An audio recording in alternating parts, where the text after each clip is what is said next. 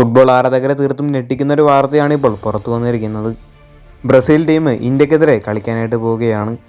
CBFും അതുപോലെ തന്നെ AIFFും ഇതിനൊരു വ്യക്തത നൽകിയിട്ടുണ്ട്. ഒഫീഷ്യൽ പ്രഖ്യാപനം ഇപ്പോൾ വന്നിട്ടുമുണ്ട്. അടുത്ത ഇന്റർനാഷണൽ ബ്രേക്കിൽ ബ്രസീൽ ഒരു ഏഷ്യൻ പര്യടനമാണ് നടത്തുന്നത്.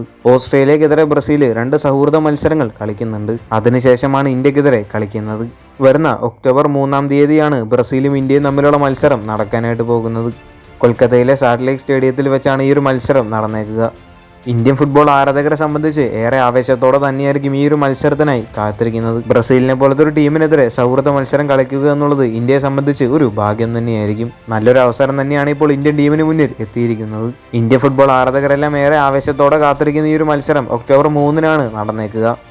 അടുത്തൊരു വാർത്ത, ബ്രസീൽ ടീമിന്റെ പരിശീലകനായിട്ടുള്ള കാർലോ ആൻസലോട്ടി ചില കാര്യങ്ങളൊക്കെ പറഞ്ഞിരുന്നു. ബ്രസീൽ ടീമിൽ ഇനി എന്തായാലും ഒരുപാട് മാറ്റങ്ങളെല്ലാം ഉണ്ടാകുമെന്നുള്ള കാര്യം ഉറപ്പാണ്. പല സീനിയർ താരങ്ങളും ടീമിൽ നിന്ന് പോയേക്കും. ടീമിൽ ഇനി ഒരുപാട് യുവതാരങ്ങൾ വരികയും ചെയ്യും. ടീമിലെ ഒരുപാട് പ്രധാനപ്പെട്ട താരങ്ങളുള്ള ജനറേഷന്റെ അവസാനമാണ് ഈ ഒരു world cup. Neymar, Casemiro, Danilo എന്നിവരെല്ലാം ഇതിൽ ഉൾപ്പെട്ടതാണ്. 30 വയസ്സിൽ കൂടുതലുള്ളവരാണ് ഇവരെല്ലാം. മാത്രമല്ല ഈ ഒരു ടീമിലേക്ക് ഞങ്ങൾ ഇനി പുതിയ താരങ്ങളെ കൊണ്ടുവരും.